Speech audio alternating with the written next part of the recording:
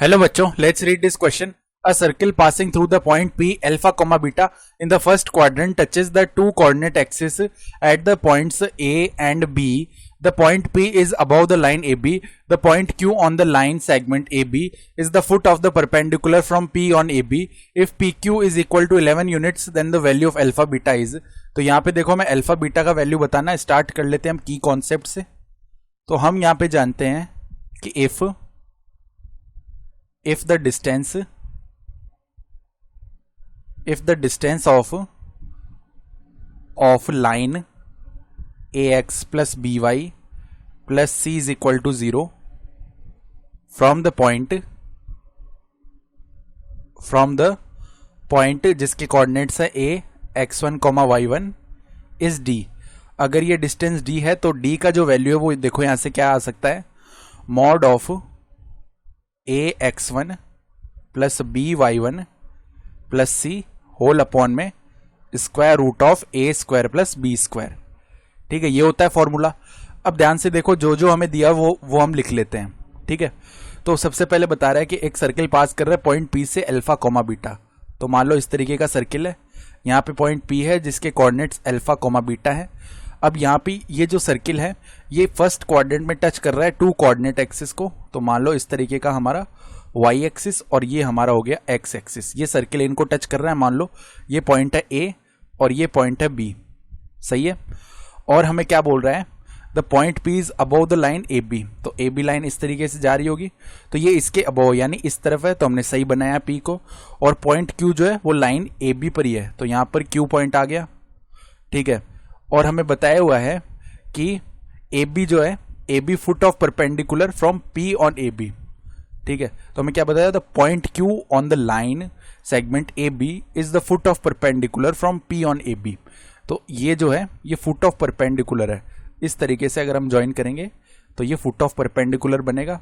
तो अब हम क्या बोल सकते हैं यहाँ पे कि अगर हम ये सेंटर माने, ठीक है, तो ये रेडियस होगी और ये भी रेडियस होगी. ठीक है, ये हमने यहाँ पे सेंटर माना है, तो ये r है और ये भी r है. सही है.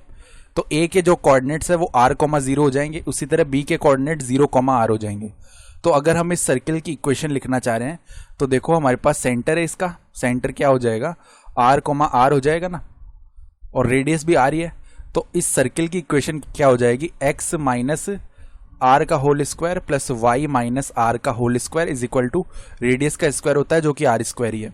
तो इसको ओपन कर लेते हैं, एक्स स्क्वायर प्लस में r square minus 2xr plus y square plus r square minus 2yr is equal to r square. तो देखो यहाँ से क्या बन जाएगा, x square plus y square minus 2xr minus 2yr और 2r square minus r square यानी plus का r स्क्वायर बनेगा. ये 0 के इक्वल है. अब क्योंकि इस सर्किल के ऊपर ये पॉइंट P लाई कर रहा है, तो सेटिस्फाई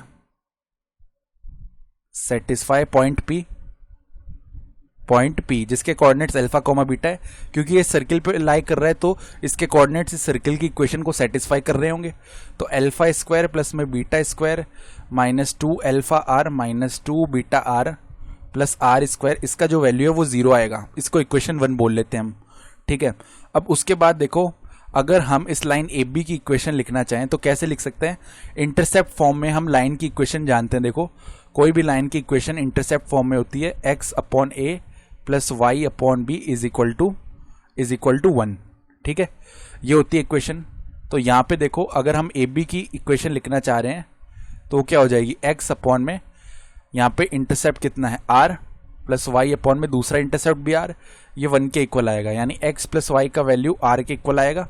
या हम बोल सकते हैं कि x plus y minus r is equal to 0 हो जाएगा.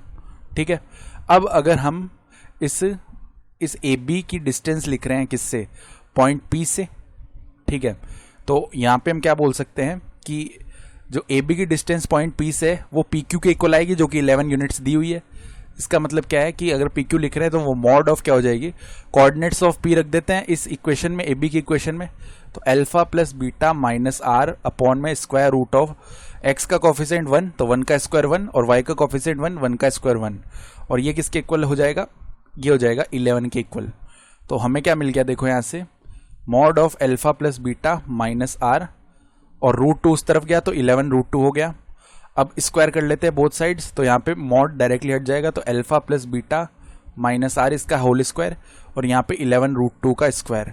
तो देखो ये कितना बन गया, यहाँ पे a प्लस बी प्लस सी के होल स्क्वायर से ओपन कर लेते हैं, alpha square plus beta square plus में आर स्क्वायर प्लस में 2 अल्फा बीटा माइनस में 2 बीटा आर माइनस में 2 अल्फा आर।